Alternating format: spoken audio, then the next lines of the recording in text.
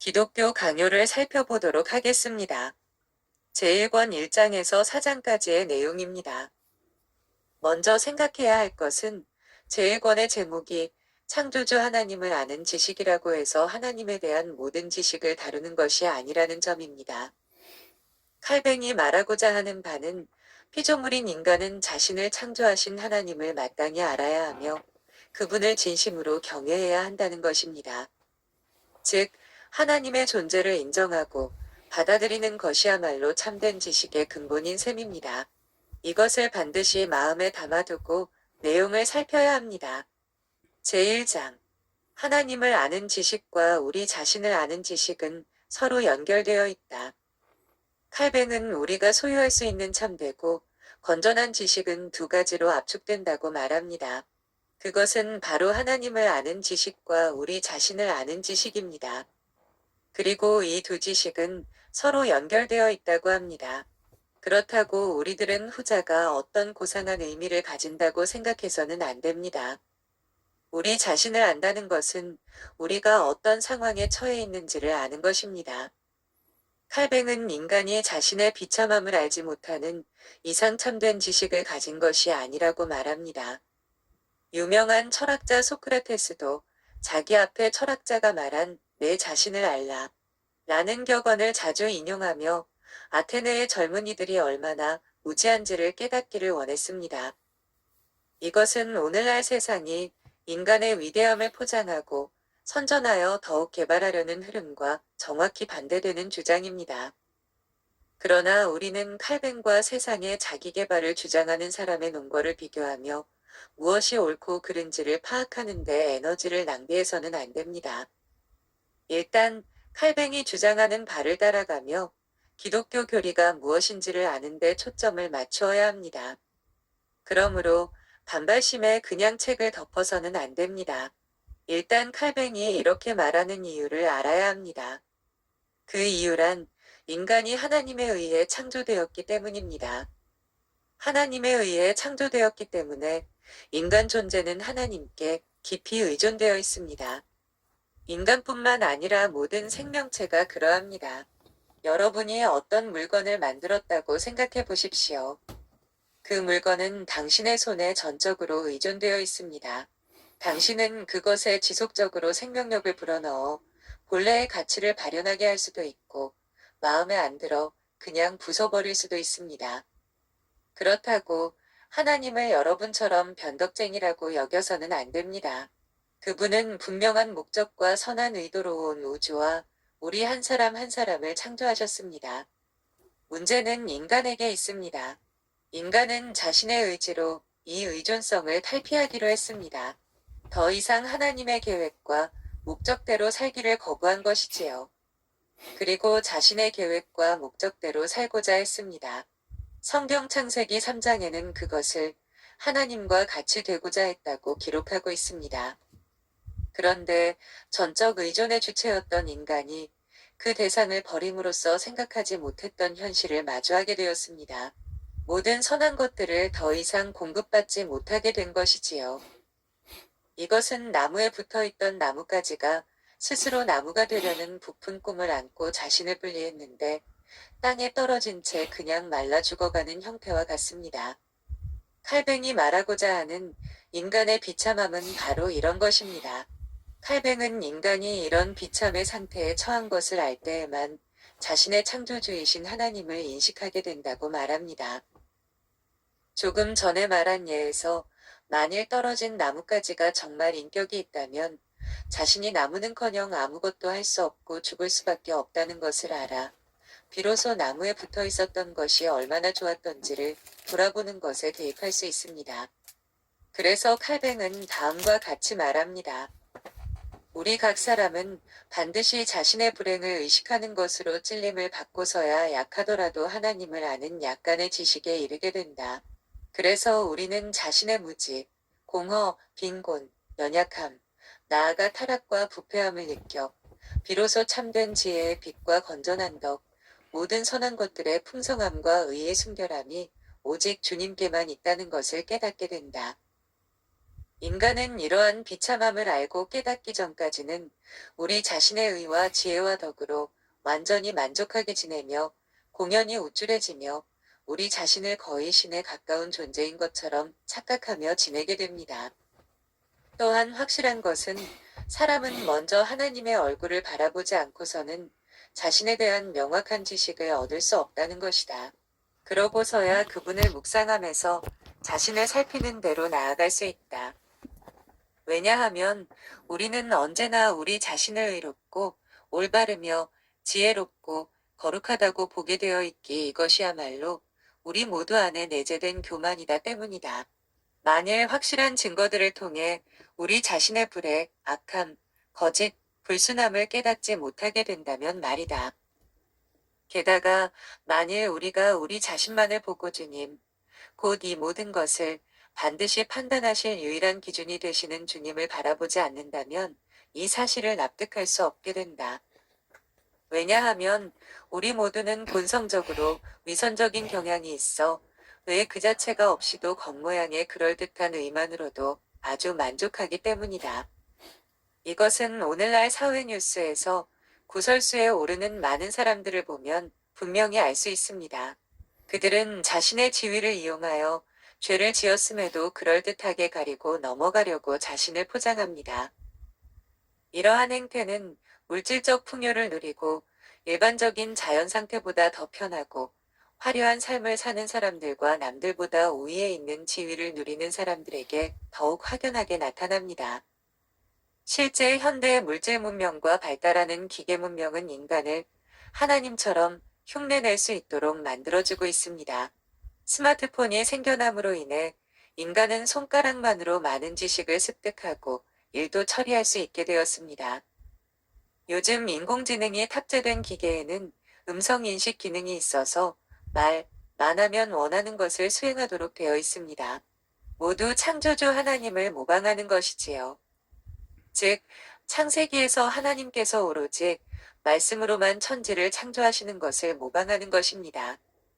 문제는 모방을 하다가 정말 자신을 신적인 존재로 인식하게 된다는 것입니다. 그래서 칼뱅이 말한 것처럼 자신이 하나님이니까 자기가 정한 기준대로 선과 악을 나누어 버립니다. 쉽게 말해 내가 옳다고 하면 무조건 옳고 내가 아니다라고 하면 무조건 아닌 것입니다. 이런 식으로는 결코 하나님을 아는 지식을 가질 수 없고 자신의 불행에서 벗어날 수 없습니다. 왜냐하면 자신이 하나님인데 성경이 말하는 하나님을 알 필요가 없기 때문입니다. 이것은 정확히 출애굽기에 나오는 자신을 신으로 생각하는 바로가 모세와 아론에게 보인 행동과 일치합니다. 그는 하나님의 말씀을 거역했습니다. 그러나 참된 하나님을 경험하게 되면 그 누구도 그분의 위엄 앞에 서 있을 수 없습니다.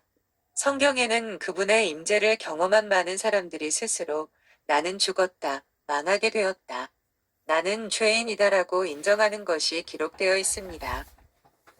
이처럼 참된 하나님을 만나게 되면 자신이 가지고 있던 모든 선과 악의 기준은 땅바닥에 떨어지고 자신이 얼마나 죄인이고 비참한 존재인지를 고백하지 않을 수 없게 됩니다.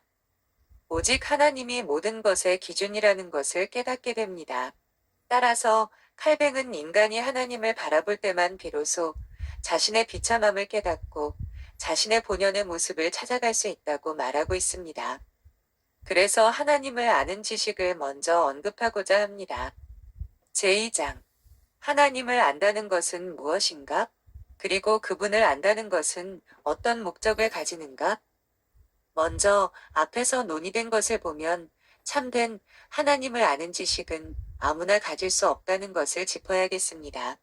즉, 처음부터 자신을 하나님처럼 여기고 참되신 하나님의 존재를 부인하는 자에게는 이 지식은 쓸데없고 오히려 거추장스러울 뿐입니다.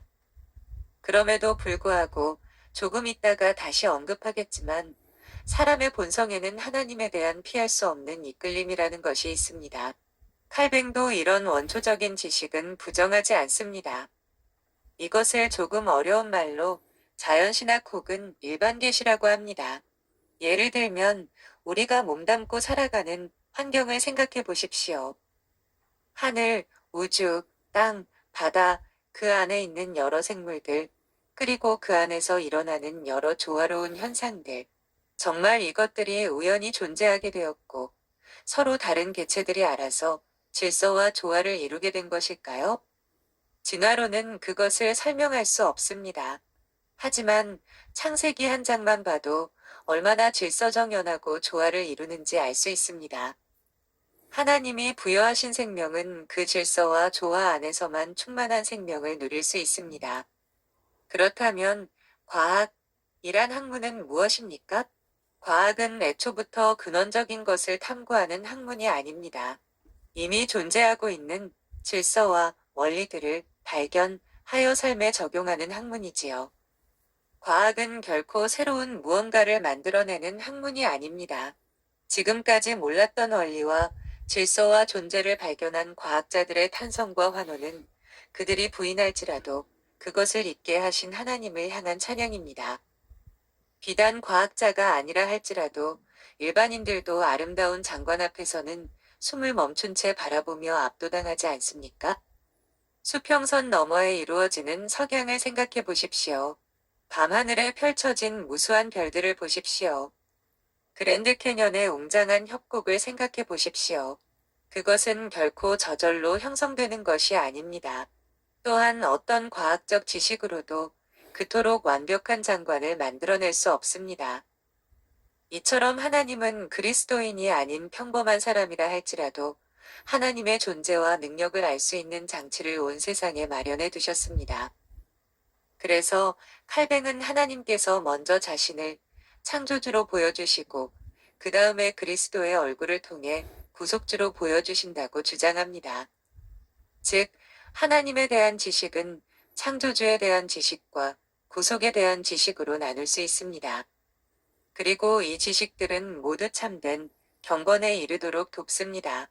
칼뱅은 이 경건을 가리켜 하나님에 대한 두려움과 그를 향한 사랑이 하나로 결합된 상태라고 합니다.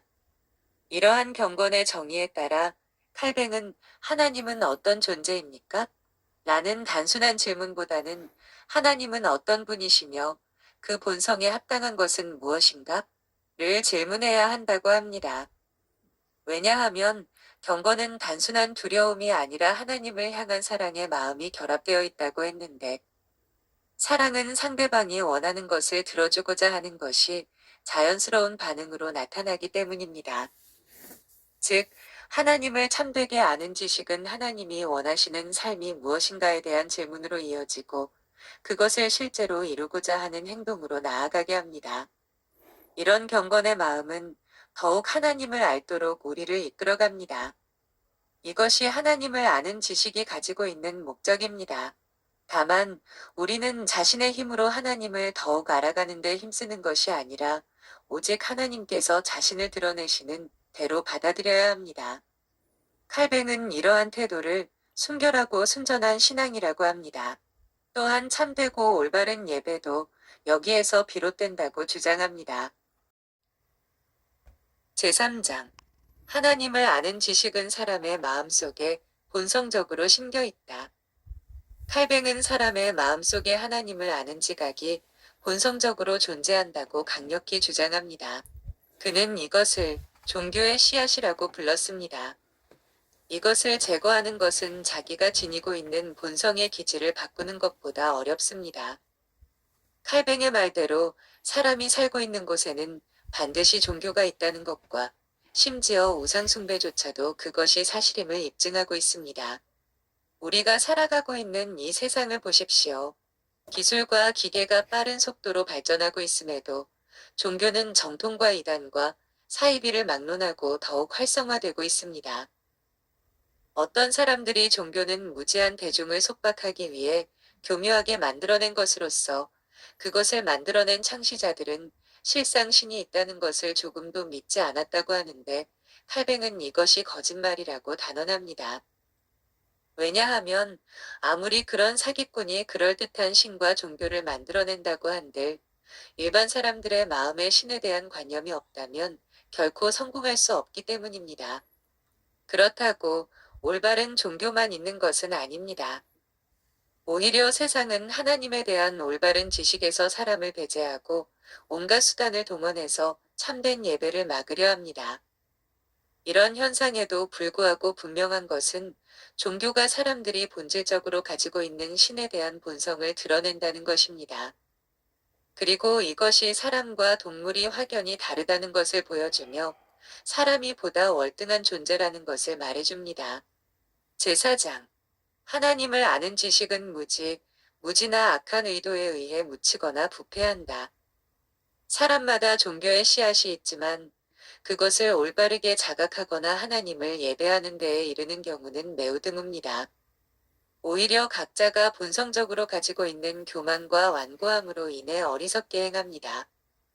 사람들은 자신의 기준과 생각대로 하나님을 판단하려 들고 심지어는 자신이 상상하는 대로 하나님을 만들어냅니다.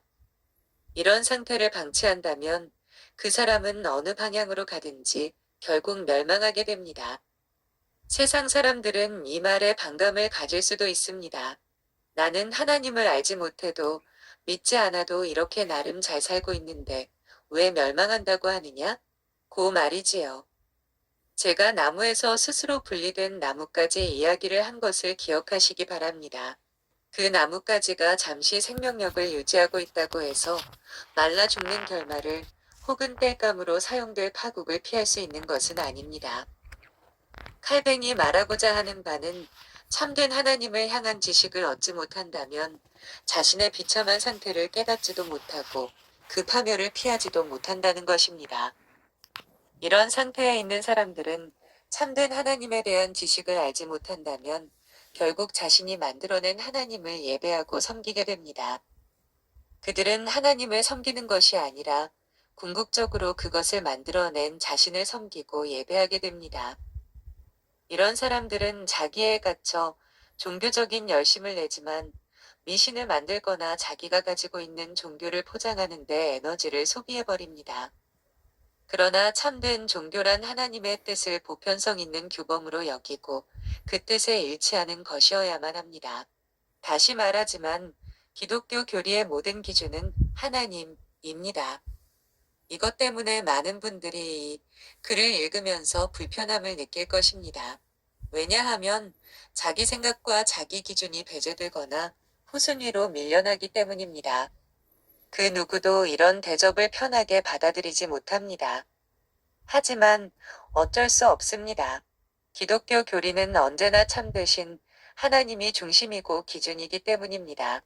진리와 결합하지 않는 신앙, 종교은 결코 순전할 수 없습니다. 자기 생각을 앞세우게 되면 결국 참된 종교에서 벗어나 미신, 사이비 이단에 빠지게 됩니다. 왜냐하면 미신은 거의 하나님께서 가치 없다고 확정하신 것들에만 사로잡혀 있기 때문에 하나님을 기쁘시게 하는 것들이라고 쓰시고 명하신 것들을 멸시하거나 노골적으로 거부하게 된다. 그 결과 하나님을 예배한다면서 자신만의 거짓된 의식들을 세우고 자신의 허상을 경배하게 된다. 믿음의 영웅 다윗은 어리석은 자는 그의 마음에 이르기를 하나님이 없다 하는도다라고 했습니다. 이 말은 자기 안에 있는 종교적 본성을 거스르고 하나님이 원하시는 방향으로 나아가지 않는 자들은 하나님의 존재를 고의적으로 부인하고 자신의 삶의 영역에서 몰아낸다는 의미입니다. 쉽게 말해 그들은 자기 마음대로 살고 싶어서 하나님을 일부러 모른 채 한다는 것입니다. 그러나 그들은 바로 그러한 태도 때문에 자신에 대한 심판을 쌓고 있는 셈입니다.